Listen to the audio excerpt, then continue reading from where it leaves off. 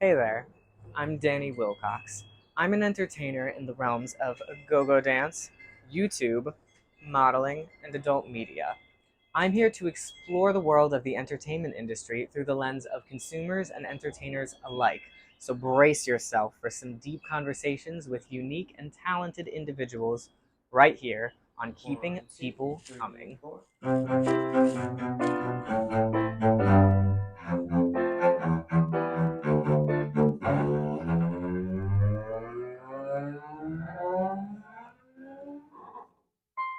Hello and welcome to Keeping People Coming. I'm your host, Danny Wilcox, and I'm here with Monroe. I had no idea we were filming. Hello. a little surprise filming. So, Monroe, what areas of entertainment have you worked in? What sort of entertainment have you done, or do you do? So I did modeling and also go-go dancing, and yeah, I think that's it pretty much. I guess I was gonna host a party at one point, but that got canceled. But we'll just go with modeling and go-go dancing. Yeah, and I know you've worked in just the nightlife around Chicago for a little while now, or more than a little while, right? Haha, yeah, no, that's sad. So, working as like a go-go dancer and a model, what has been the most fun thing that you've gotten to do? I would say like the work with Neverland, honestly. Like with Martine and the guys, Anthony and Martine, it was fun. That was like where pretty much I got my beginnings and like where I was able to actually like flourish and find out who I was and really be with a creative team. So that was So, awesome. Neverland, is that a party? Yeah, it was like it used to be like a party, like a circuit party. They used to travel. First, it started out in Chicago. You used to have the Hmm. local drag queens. Big mess. Not supposed to talk about that. Anyways, so hoopla hoopla. More so, it's about the creators. It's more about the costume designers and also to the makeup artists and stuff like that. So I bring up Neverland to bring up that because it was Hmm. like a lot of like really cool people behind the scenes, like the drag Yeah. queens, definitely the drag queens. I don't think I've ever performed in anything like that. The closest would be dancing at a tea dance at a bear festival in the woods, which I'll be doing again very soon. Okay.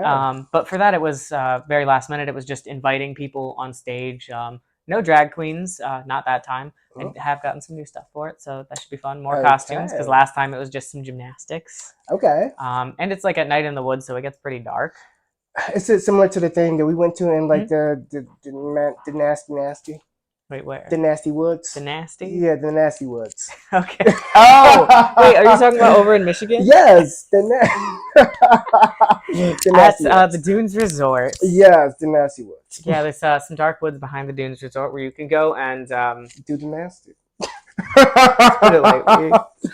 So, how did you end up getting into entertainment?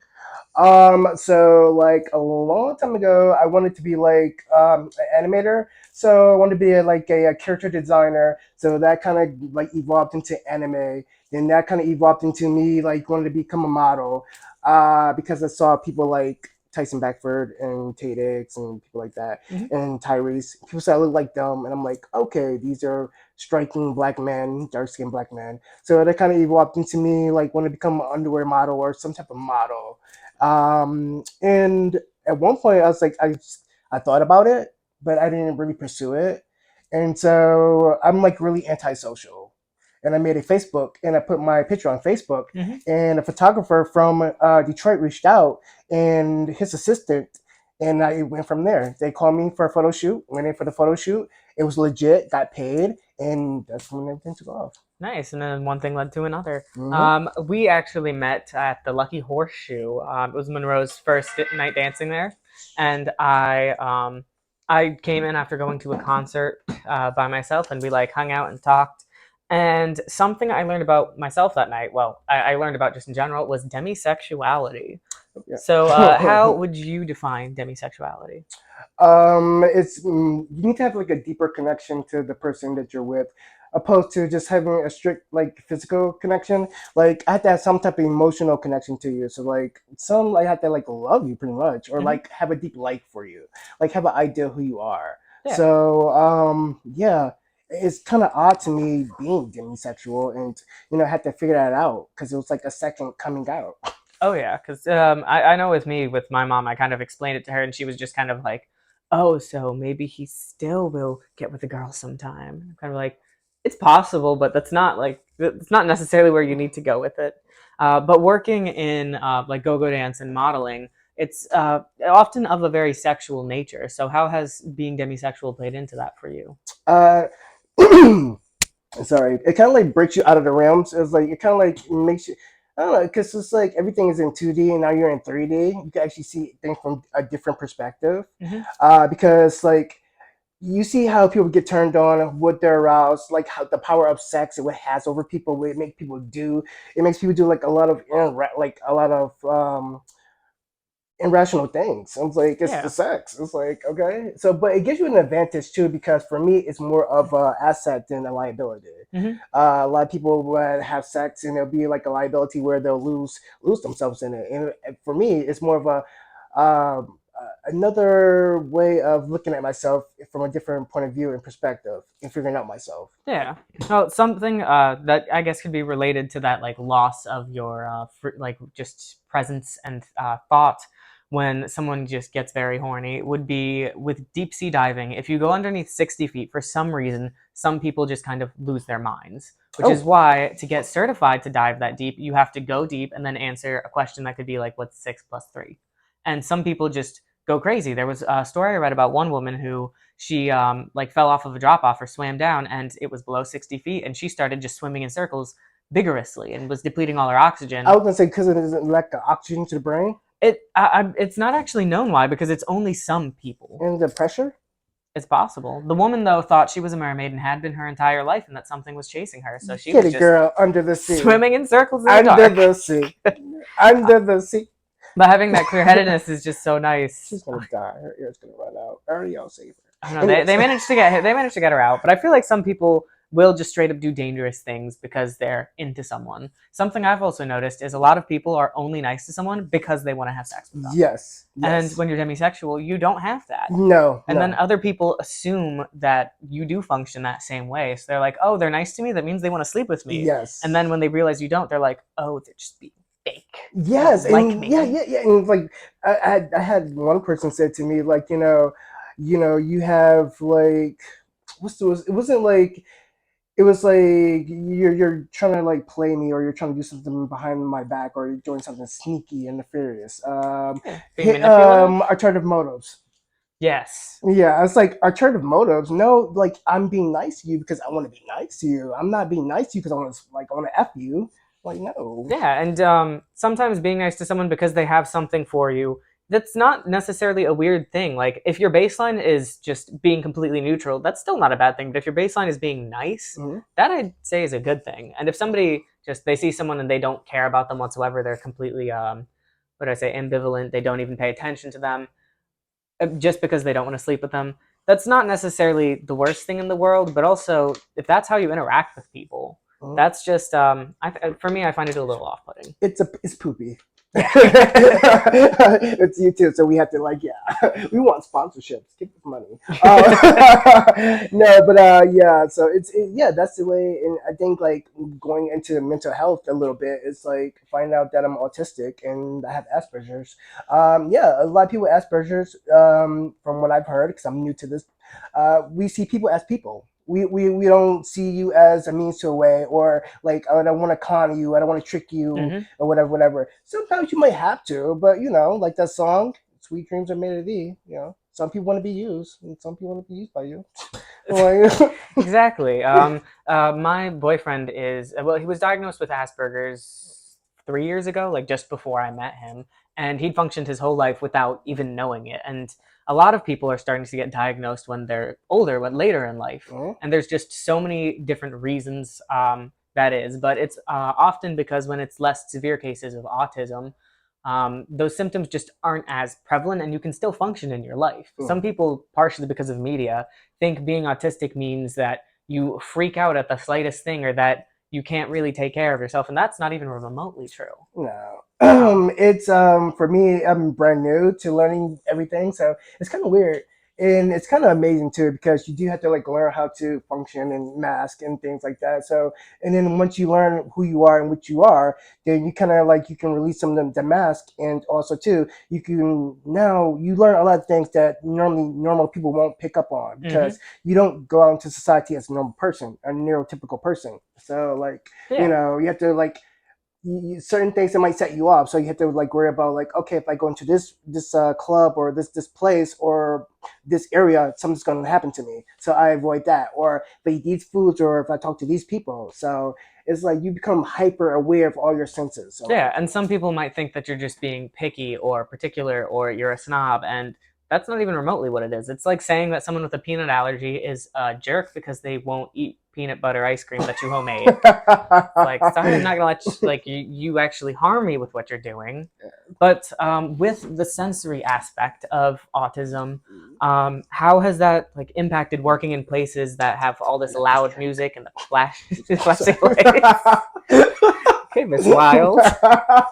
I love it. That drink. Anyways, continue. Yeah, so with all the sensory aspects of it, how has that affected you working in like clubs and at bars and at places with like lights and music and people everywhere? It's kind of well, for me. It's awesome. Me, from my experience, not knowing that I have it because it was like just like diving into a pool. It's like just throwing the baby into the pool. Mm-hmm. So it's like either sink or swim. And so it's like everything was like all tested at once. Of course, you have all the loud people. You have the lights are flashing everywhere. You have all the cigarette smoke or just smoke of any kind, like marijuana or whatever. Then Mm-hmm. you have all the people are sweaty. Oh God, the sweaty people. So you can smell The a lot of sweaty people. things. The And then sweaty there's people. a few guys here and there who have like a ton of clones. So you smell like BO and then like sandalwood and charcoal or whatever it is. No, it's just it's booty hole. Sometimes at the club, I'm like, all right, I know someone was in those dark corners doing something because it smells rank now. It smells like straight up It ass. smells like taint ass. Oh, sorry. It's taint. A little swearing is fine. Okay, yay. A little bit. Ass. Not ass a little ass. Is okay. Exactly. Smell like ass is not cool. Yeah. Um, Ass taint and balls. so something I've been learning about recently is the distinctions between ADHD and autism, and then also where they overlap. Because apparently ADHD can present a lot like autism, typically because there will be a certain situation where someone with one of these syndromes will have a specific response that's different from the norm, but the like mechanisms behind that are different. Mm, But I know that you have been diagnosed with both, so mm. you have that overlap, and I'm wondering, like how that affects how you see certain situations, like social interactions in particular. Once again, yeah. So it's kind of weird. So the autism side of me doesn't like people because I don't like small talk. I don't like crowded places. I don't like a lot of conversations happening at once because it's hard for me to zero in because I can hear everything around me. So yeah, just like growing up as a like being a younger gay in my 20s, I had like a lot of difficulties because I want to be social. The ADHD side of me wants to talk. I like to talk. I have like a lot of interests because the Asperger side, I go deep into things and a lot of stuff.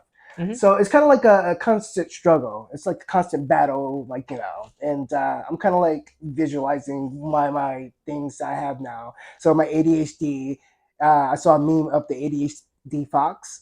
So Oh yeah, yeah. So that's my ADHD, and then like my autism, my Asperger's is like the wise owl, just like they're just kind of fighting inside of you. yeah. One's just like trying to be responsible and just like be deep and intellectual, and the other one's like hoo-ha, hoo-ha. Yeah, so your mind is just always having so much going on in it, especially because when go-go dancing and when modeling, a lot of it is about interacting. I mean, Yes, go-go dancing more so, but like you make your living interacting with people. yeah. And I feel like for most people, their brain is like A to B to C. Whereas when you don't think like that, it's like jumping all around and it probably will end up in the same place, but it hits so many other things. Oh yeah. And those convolutions are sometimes a hindrance because you're in your head a little bit more than maybe you want to be, but also it makes you just more aware of things and it makes you see those connections Uh-huh. that other people don't. Yes, all that in a bag of chips. Yeah. And do you feel like all of that, like kind of exists with your demisexuality, like they influence each other? Yeah, they say that a lot of people, well, because I did like a lot of like rabbit hole digging. They say like a lot of people on the spectrum are like demisexual and asexual because of, I guess, because yeah, we just have that awkward social interaction thing. You know, we can't read like social. Well, I shouldn't say everyone. Some people can.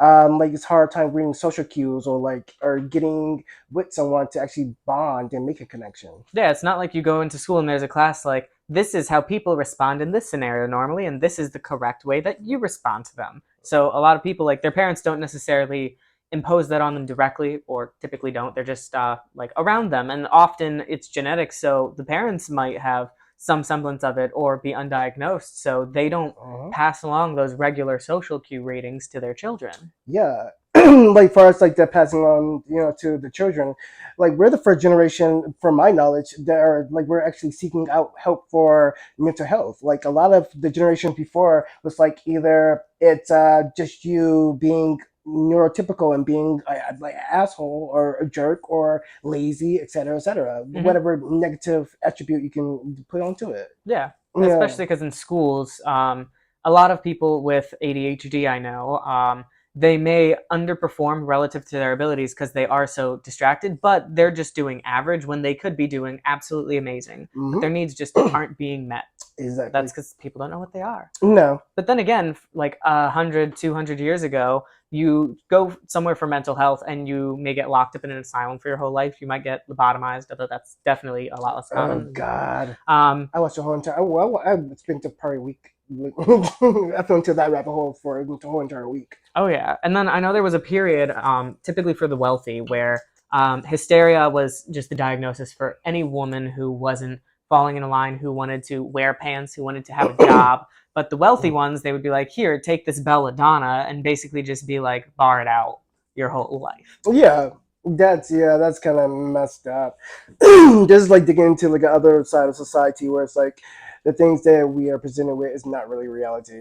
It's like, Mm-hmm. and so that's where the whole ADHD thing gets into, you know, the extra senses and all that stuff. But pretty much overall, it's kind of cool. Like it's like for me being having my recent diagnosis, it's awesome. Oh, shit, oh my but it's awesome because it's like now I know who I am, opposed to like someone telling me who I am and me trying to find out who I am. Yeah. You know, it's like once again it's that constant battle of am I who they say? Yes, I am. Then if I am, I don't like who they say I am.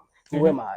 Well, so then I would ask, does it often feel like within the gay community you don't exactly fit? Oh, I do not fit. No, no. Ew, no, ew, gays. Gross. That's kind of what I went through because I grew up and I Yeah, I was like the like, I don't gays. exactly fit in with everyone. I did find a small subset of friends in high school who I was around a lot of the time, and we didn't necessarily have all the same interests. Like I had a lot of friends who liked, um, what would you say, Dungeons and Dragons and Mm, like LARPing, that's pretty gay. which is that sort of thing. Like the type of guy who would be on Reddit all day, Yeah. but that's not quite who I am. I'm on Tumblr all day. Okay. Same difference. Well, you slit your wrist. um, That's more the Tumblr. Oh my God! You are Tumblr. Okay, Yeah. I cut myself on accident the other day. It's not on purpose. Blame it on the cat. Blame it on the pussy. We're gay. Everything happens. It's pussy. Oh no, it's because I had a broken mirror and I was like, oh, these shards look kind of cool. I'm gonna keep them, and it was like sticking off of like a table, and I was reaching down and just That's that. Yeah. Were you on anything at that time? no, Did you take any wine? no. Okay, you're an interesting guy. All right. Well, I was just trying to put something away. I just sometimes I'm not paying attention. Which actually brings up something I wanted to mention. My boyfriend, he got diagnosed because he's constantly bumping into things. Huh? And one symptom of Asperger's or Ow. autism is issues with coordination. So, like, people who have it will often just like, oh, I hit the corner of this, or like, they may go to reach, or like, to scratch their ear and they miss a little bit. Things like that. I would say, because it's funny because you have to like shield yourself and like make. I'm the class clown. I'm the guy that makes anything funny, and I make fun of myself. So I'm like, oh, I have poor depth perception. I'm like, you know, can't play basketball. Poor depth perception. I know I'm black, but it's like, yeah, so I have fun with it. I just make everything into something fun. Yeah, like when I was getting bigger, my shoulders were getting more broader. I lost 60 pounds. Thanks, depression. Um, but no, like I really had a hard time going around corners because yeah, I would bump up against things, and it was kind of like a Black Mirror episode, like a Twilight Zone. Yeah. Because it was just when I started to lift, and I bumped into like the side of the door, like door frame, and then my coworkers were like, they're they're bigger. We won't use the F word here. Um, yeah, so they're laughing and like, ho ho ho ho ho ho, you're so big, your shoulders are bumping into the wall. I'm like, poor depth perception, idiots.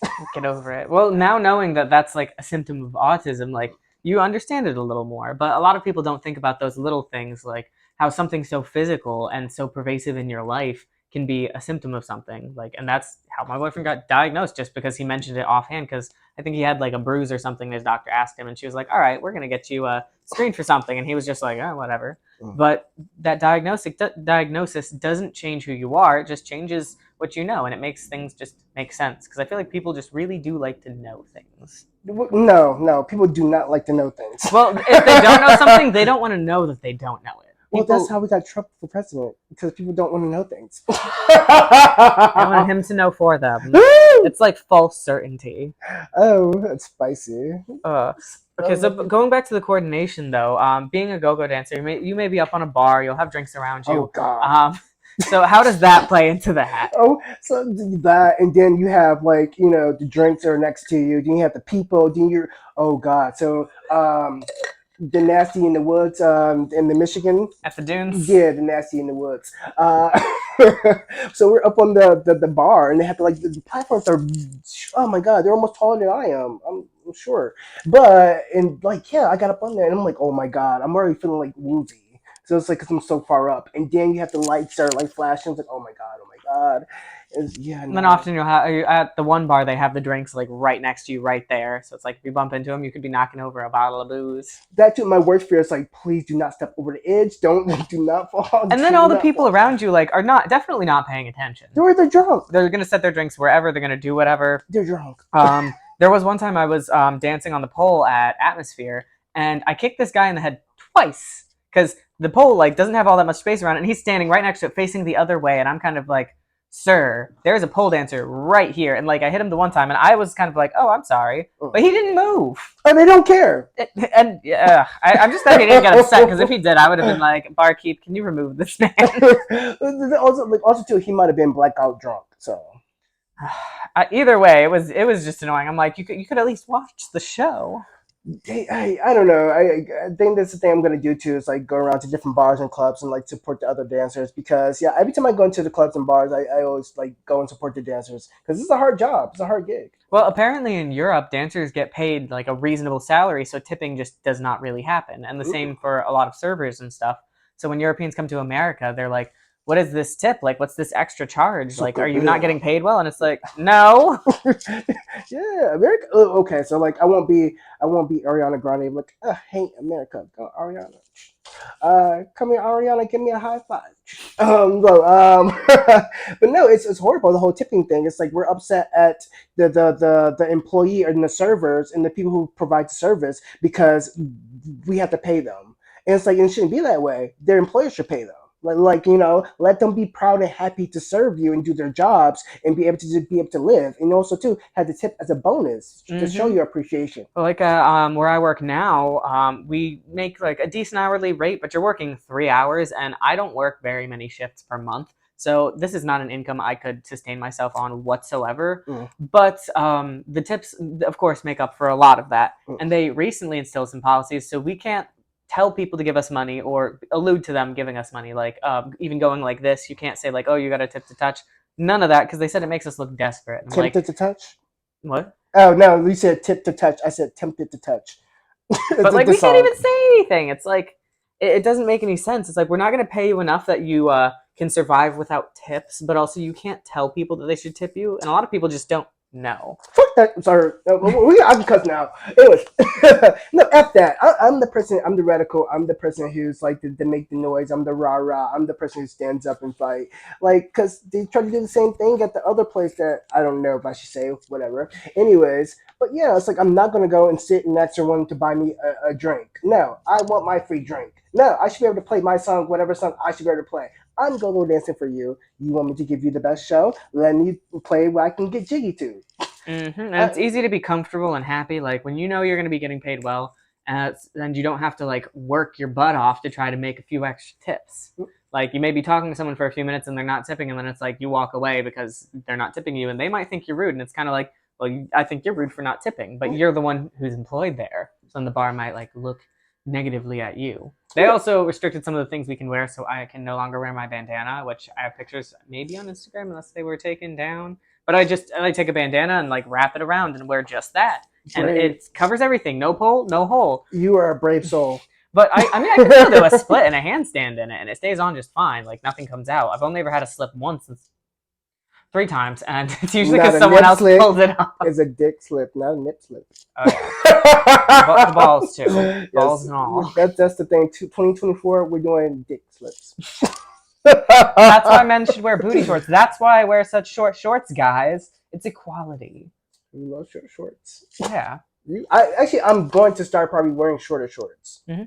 Because like I used to hate it and used to wear longer shorts because I had big legs, and then I lost my legs. I didn't like really lose my legs. I stopped working out, so they're smaller.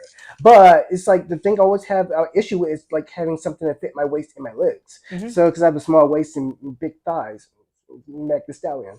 So it's hard. So it's like I might as well just go short. Like I don't want the sexual harassment. That's another thing that people need to know about in the club and nightlife. And the dancers, respect your dancers, respect your performers. Do not harass them. Do not sexually harass them. Do not harass them. Mm-hmm. Like we're out there working our butts off, trying to make some extra tips when we're not allowed to tell you to tip, and not getting paid all that much. But then you get to outfits and things. Mm-hmm. So outfits can get pretty expensive now. It could be like $50 for like a thong, and I'm like, this is like less fabric than a napkin has. Why is it so expensive? Like I know damn well this was mass produced, and it's like less than $1 per thing. But then you get like all the crazy harnesses and things. But go-go dancing has been getting more and more popular. So go-go dancers have to step up their outfit game. I started sewing. I started to get into making my own stuff into like. Then I got out of the game. I'm like, I'm not go-go dancing anymore. So like, I started taking sewing classes, and I'm gonna get back into that. But I want to start making my own stuff. I like print out the patterns for harnesses to singlets to everything, to the jock straps, to the briefs, to swimwear. Yeah. Mm-hmm. So I'm gonna start sewing that stuff. Yeah. Are you gonna start doing anything with like selling it? I'm gonna do it for myself first to see how I like it, and then Okay. if it turns out well, then yeah. And then it's all handmade. It can be like made to order, custom, like a little bit higher end, higher prices. Exactly, and like Spoke. my thing is like going off of color theory because I'm pretty sure like a lot of lines, like I won't say the competitor lines, but they don't think about color theory because people look horrible. So but I'll take that more into consideration, the color theory. Like, hey, this is your color. Like I'm gonna let you know, girl. No, you do not look good in that peach. No. I feel like so many people want to wear colors like that, and they don't. They really just don't know how it looks because their friends are just kind of like, "Oh my god, you look amazing in everything." Well, they're probably coked up and also they just took a shot of Fireball. Yeah. Well, but Yeah, also I feel yeah. like this. It's like so many people now. It's all about like people addressing mental health so much more. Like this generation, they also see anything negative as being a detriment, just in any way, and they see anything critical as being negative. And I'm kind of like, if you're never critical, then you lack critical thinking. Oh, And I'm pretty sure that that's not a good thing. well, that everyone. I just got exhausted about thinking about that. But no, a lot of people don't use critical thinking skills, and it's kind of amazing to watch and see. It's like, really? That's why MLMs are a thing. Yeah, that's why that was still going. Was it what Herbalife? Herbalife? What's that? Yeah, the scam, the pyramid scheme. Oh god. Yeah. Yeah, somebody I know fell into that. And it's like, girl, use critical thinking skills. This all doesn't make any. The math ain't mathing. Mm-hmm. It's Like like, everyone puts money in at the bottom, and the farther you get up, like sure, maybe you're starting to get some returns, but like it's just taking money from people with no actual end. mm-hmm. Like this is a loop that is gonna fall apart. Yeah. Like at some point or another. Yeah, and it takes like just a little bit of critical thinking to figure that out. Just a little, not even a lot. But then when it comes to the nightlife, I feel like you get the booze and you get all the other substances, and then you get the people being horny because there's like nearly naked men and women just dancing on the bar and all this music, and they're just out the window. Mm-hmm. Like nobody's thinking about like, oh, should I not do this? I've even had my instances when I was younger, and I probably still will have more, where I do things that maybe I shouldn't. Like once I was at a club in New York, Mm. and I tipped this dancer at a lesbian bar, and I was like, "Oh, her skin looks soft." So I rubbed my finger along it, and was like, "Oh, her skin is soft." And she turned around and was like, "Do not touch me." I was like, "Well, damn." And at the time, I was like all angry, like, "Oh, I'm a stripper too." Like it was like not. It's not like I slapped her. It's not like I touched her particularly inappropriately. Like I Mm. was tipping her anyway. But looking at it now, like it just maybe she saw it as a little creepy or weird, and I Mm. needed to respect that. Oh yeah. Like I didn't have as much critical thinking. Also because the bartender was giving us very discounted drinks. But also, too, you're young. How old were you when this happened? I think it would have been 22, maybe. Okay, so yeah, you're young, you're yeah, yeah. So like one thing is like, I guess in nightlife too, you have to take the performers like at their where they are at that moment because you don't know what happened to them 5 minutes from then, from 5 minutes from now, what happened to them last week. You know, they might be in their like last night, like their Mm-hmm. last shift at this bar. They're probably over it. You know. Yeah, and she didn't know who I was. She didn't know if I. Well, she didn't know that I was not, or that I at the time at least I considered myself like homosexual. So I had zero interest in her in that Mm. way. She didn't know that I also do the exact same work. Yeah. Um, although I will say it was very interesting there. I feel like when you're dancing on a bar, you're just so limited. So the performance has to be just so much about that interaction too, and you notice more of those little nuances, like someone caressing your butt cheek after they tip you, for example. Yeah. Oh god. The linger fingers. That's I think that's what she thought it was because I was like, no, it wasn't a sexual thing, but how does she know that? Yeah, yeah, It's all just like about you're being just respectful. yeah, you're just another face in the crowd, like at another bar.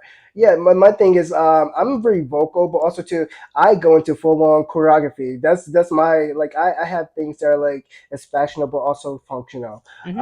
Like you can't touch me, you can't get crusty, you can't get nasty with me if I'm moving around and I'm doing my Janet, Beyonce, Britney Spears. Hmm. I feel like people in bars definitely need to be more aware of that, especially the dancers who do really dance, because a lot of them do that like two-step shuffle, Oh yeah, yeah, yeah, yeah, and yeah, that's yeah. just it's just the level of actual physical work that dancers put in is so different. But also that's just one aspect Oh of the yeah. job, and some people just the dancing isn't quite their thing, which is why being a go-go dancer is different than being a dancer. Yeah, being a go-go dancer is equivalent to me. It's like being a go-go, like being a drag queen or a drag king. They're all together. Like they all work in the same spaces. You have the drag kings, you have the drag queens, and you have the DJs, and you have the go-go boys. They all work in the same sphere. Hmm. So they should all be treated with the same like respect, and also the same like I love it that they had that show which I didn't watch it yet. It looks Go-go kind for of the gold. yeah, it's kind but my guy's on there.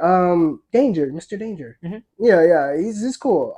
So I watched his entrance, and I gotta go watch the show. I'll watch it for him and see who else is on there. Hmm. But I always thought about like, yes, that's a perfect idea.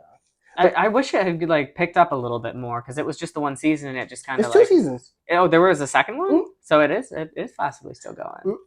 He's, Interesting. they need to make it more classy, like Drag Race. Well, I just worry that like because with Drag Race, it's started leaning towards this one specific ideal, and I feel like more and more performers are like coming up and coming out because they have the financial resources. When the history of drag is all about making things for yourself Mhm. and like building yourself as a performer, whereas buying the performance and buying all the outfits and like I just see these like half-ass lip syncs where I'm kind of like everyone's like, oh my god, yes, and I'm gagged, and I'm like they were barely doing anything. They were barely moving, and it wasn't even like an emotional lip sync. Like their lips were kind of in line with it, but Yeah. and then like makeup all ended starting to look the same, Yeah.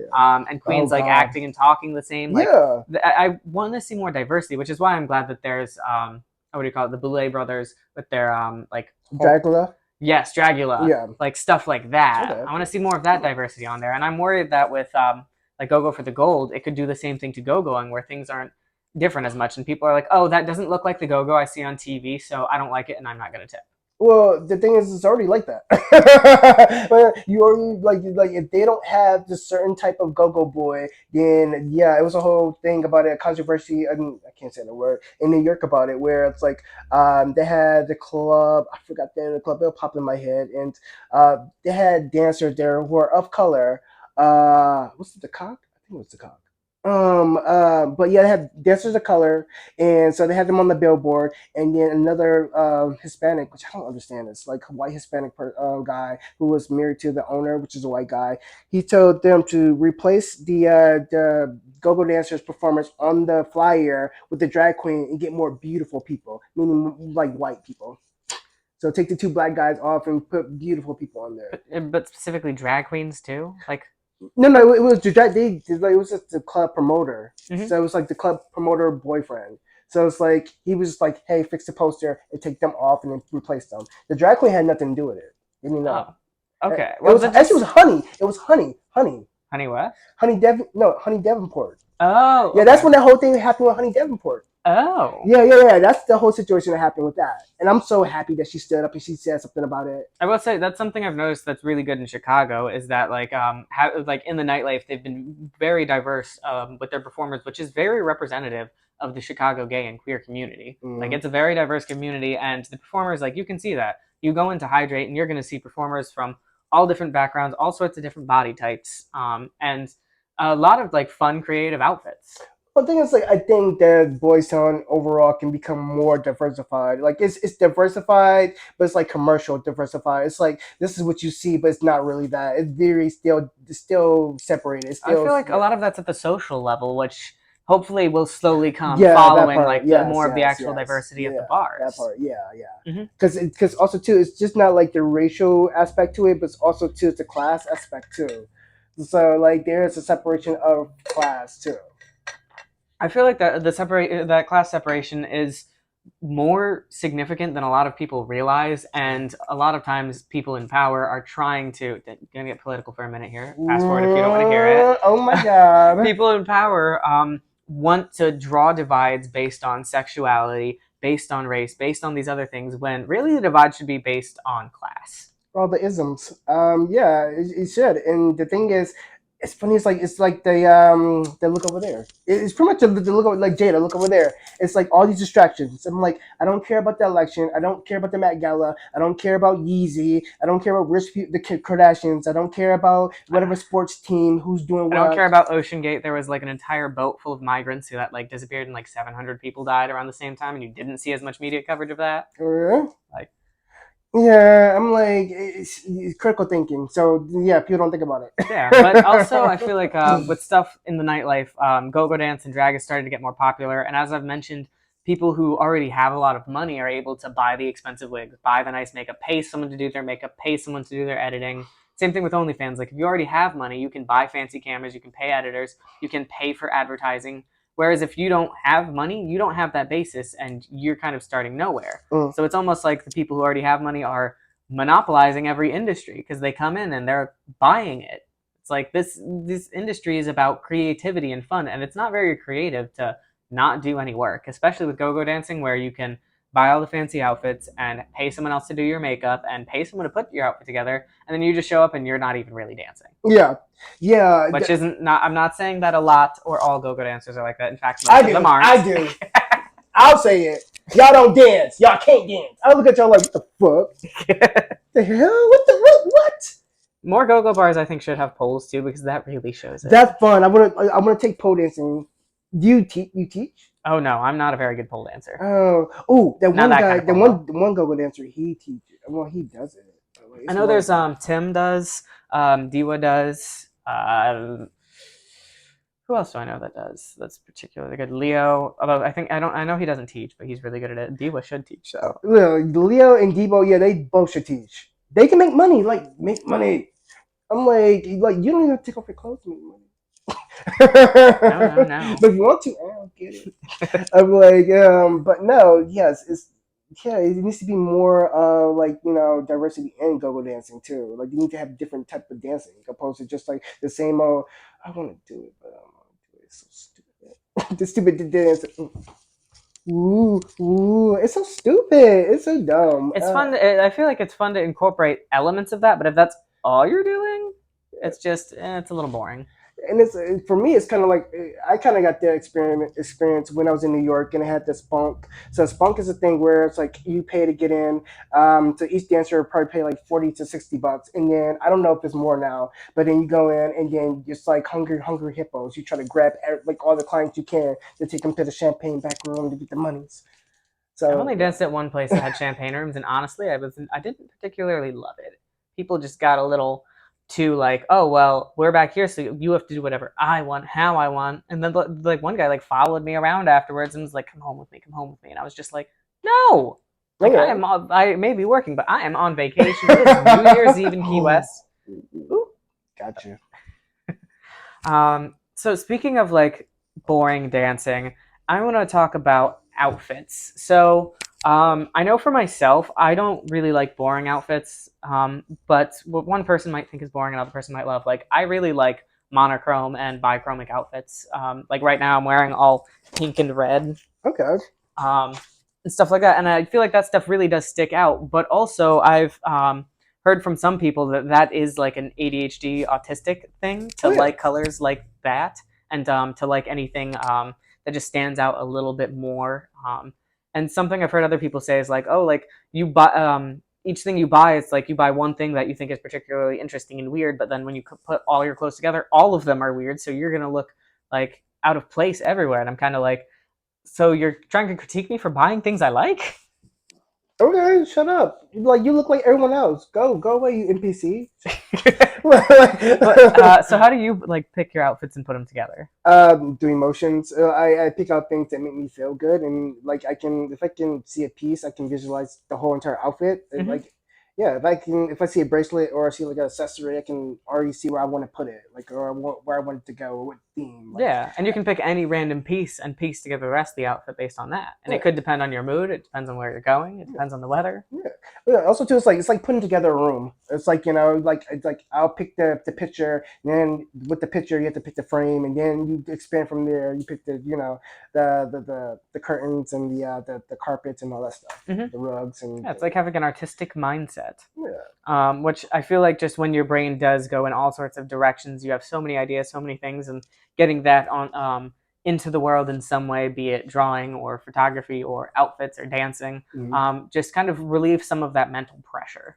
Well, yeah. Like, well, the thing is, like, speaking of mental pressure, getting back into mental health, I stepped away from that for like I don't know. I'm probably like 4 or 5 years. Hmm. So I haven't drawn, haven't created anything, haven't done a photo shoot, nothing. So I'm still like I'm recovering from depression, and I just found out I had all this other stuff, the PTSD, also to the ADHD, all that other stuff. Hmm. And so now I'm in a time of like I guess the 7 stages of grief, and now I'm coming to acceptance, and yeah, I'm at peace. It's like just that inner peace. Yeah, but now that you're figuring out more things about yourself, are you figuring out more about what you want to do just vocationally? Yeah, so like now I have the clarity to actually figure that out. As before, it's just an everyday struggle and the grind, and like okay, I have to go to my job, I hate. I have to deal with my boss, I hate. I have to go and pay my bills, I hate paying bills. Like I have to go to the store to get some groceries, but because of my ADHD, I might be impulsive and buy like 20 other things I don't need. So you have to spend the time to figure out what you want, like what you want to eat, what ingredients it's going to require, and Yeah. then you go and it's like you forget one little thing. That's like now I can't even cook because I didn't get oil. Well, the thing is, like, I can make anything out of anything. They call me a garbage disposal when I was growing up. So it's like I make some interesting things. I might make a cookbook, my rice maker cookbook. I think you Uh, should. but no, for as me, like, it just takes a lot of mental energy. So, like, for me now to have that clarity, I can actually go and see what I want to do. And art wise, like, it's like I'm falling in love with myself, and I'm learning how to love myself, and I'm learning myself.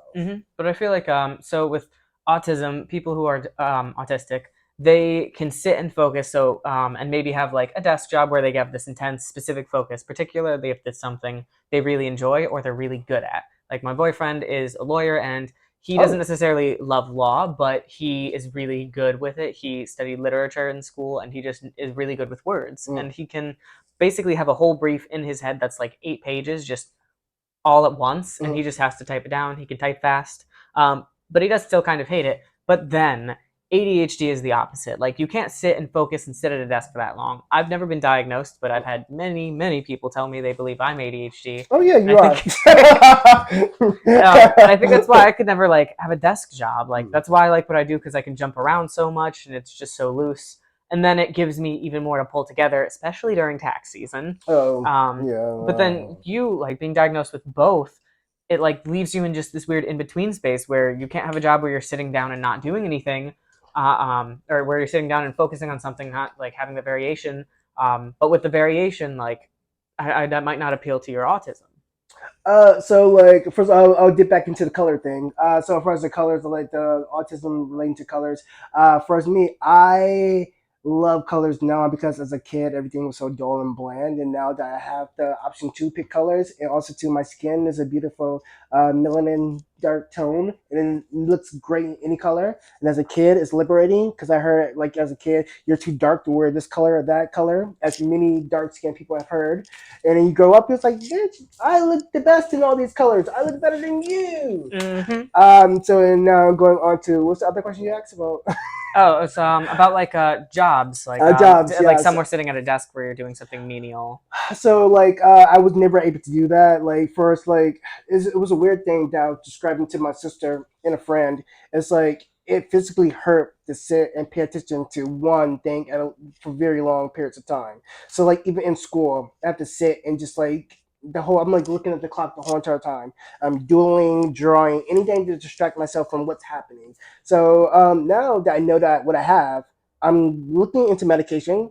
I haven't got any stimulants yet, but I'm looking to get some Mm-hmm. because, like, yeah, like give it to Yeah, there's other. me. There's. I came across a video today on YouTube that was explaining why stimulants work for ADHD because you would think it would be the opposite, but I mean, Ritalin is basic. No, Ritalin and Adderall are almost like you're microdosing meth, and Yeah. that helps some people.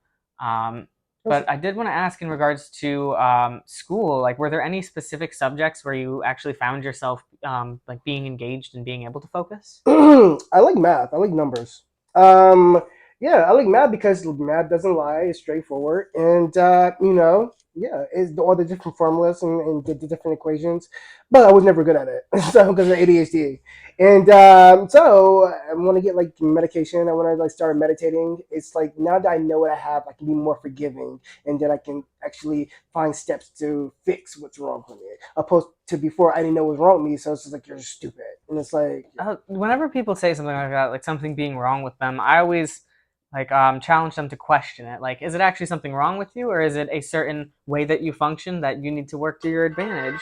Like, sometimes people are like, "Oh my God, you're so stubborn," and I'm like, "I'm strong-willed." yes. So in some situations it's good, some situations it's not. That's why I really hesitate to say something is purely a flaw. It's all about how and when you use it. Oh yeah, yeah, and the same thing too. Is like humans are complex, so like I had to learn. Like I think I learned that like when I kind of broke away from religion. Sorry, religion, I love you still, but Don't call again.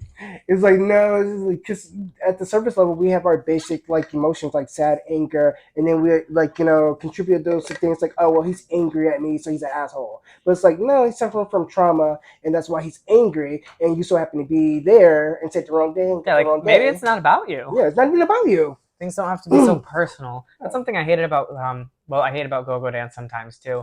If I have 10 different people who want to talk to me and I'm giving my attention to some of them and not others, Mm. people will get mad at me or decide they don't like me anymore. I'm kind of like, well, it's not about you, really. There's like just only so much attention I can give and so much time I can give. Mm. And maybe I just don't have the mental energy for it today. And maybe someone would say, oh, you shouldn't be in this occupation then. I'm like, maybe you should get up in your underwear and dance for people and then tell me Yeah, that. yeah. People don't take into account like how difficult it is. And it's like they think like, and on top of that too, it's like just taking outside of the go dancing scene. We'll just talk about beautiful people in general. I'm not, but like pretty people. But like Well, I don't know if that's necessary for you to decide. You gotta find specific audiences. Everyone has an audience. oh yeah, I mean like just like the whole going back to sexual assault and stuff like that, and just like sexual harassment. It's like when dancers are walking around the club, leave them alone. And like they're up at the bar, don't go and grab their asses. I'm like people act like they're entitled, like oh you should be happy that I'm giving you attention. It's like no, you should be happy that I'm giving you attention. That's why you're paying me. Sorry. Exactly. So I want to flip things a little bit and focus more on what have you enjoyed about modeling and go-go dancing? The people that I've met and actually having the idea and the concept and making that happen, making it come to life. Also, too, it's just like traveling to different locations to like do different shoots, meeting drag queens. Like I met Vixen, Shay, like just a whole bunch of other people. And, like it's cool. It's awesome. It's like being up on stage. Like when I was on stage for Neverland, that was like the biggest stage, and it was like being a rock star. Oh yeah. Yeah, it's like you're like looking out in the masses and like yeah, it's like All these eyes on you, and then sometimes they're giving you money, very often compliments. oh no, like there's like in the big arena, like the big arena. So Oh, like yeah, like far up on the stage. they Yeah. gotta get like slingshots and ball up the money. I don't care. Like the thing is, like when I go dance, I don't do it for the money per se. Like I do it for the applause, for the applause. As Uh, Gaga says. like literally, like I do it to show my creativity and my art and my passion for dance. And I have ADHD, so I like to move. So you get that appeal to autism because you get to like put together these outfits and put all the ideas in your mind there, and then for the ADHD, you get to move, you get to express yourself. So it really is like a good culmination of it. Hmm. So I do think we're getting a little bit up there on time. So we are going to Yeah. get to the last two little things. So is there anything specific about entertainment, about anything we've talked about that you want to share with the audience? Just tip your dancers and your performers and respect them and do not sexually harass them. And also, too, be kind to them and think about their mental health. Yes, you never know what someone else is going through. Altruism is a trait that I feel like needs a little bit more attention, needs some more love. So, in our final question, how do you keep people coming when you're performing? I turn on my Beyonce Sasha Fierce and put my freak on dress on. If that made any sense, you knew what I meant. But yes, I pretty much I do Valentina. I imagine the fantasy and I want to draw you into the fantasy. I was just watching, I think it was Pit Stop with Bianca Del Rio and Valentina, Mm. and they were talking about how Valentina is completely deluded, and she's just like, yes, but it's how I survive. Yes, give me the fantasy. I am in my own fantasy.